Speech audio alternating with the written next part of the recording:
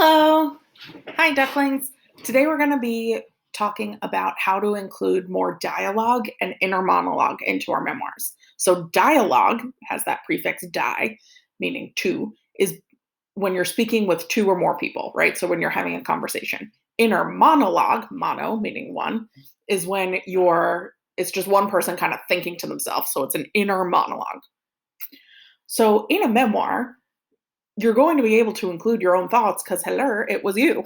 So I'm thinking about times in my memoir where I could add some of that inner monologue moment.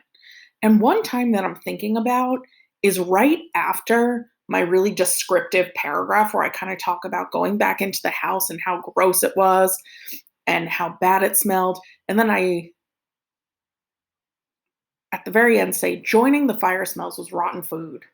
The fridge left open by some kids who had broken in and robbed the place.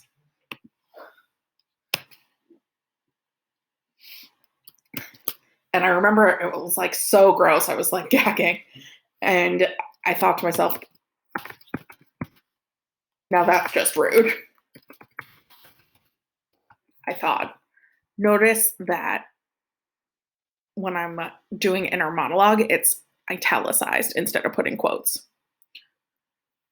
I also added some dialogue later when I was talking about my sister and my partner going in to get my stuff. And I said, at least we're all safe.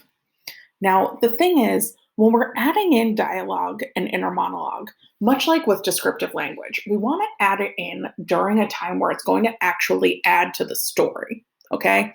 So in this piece, I added the dialogue here because it builds up my theme that it's about people. It's about possessions come and go, but people are there for you. So I said, at least we're all safe. And here, I'm like a homeless person, I thought, and then realized that I was a homeless person. So I'm going through this really difficult time. That inner monologue is bringing it to life. So when we're adding moments of dialogue or inner monologue, we want to think about how is this going to move the story forward and bring my reader into the moment.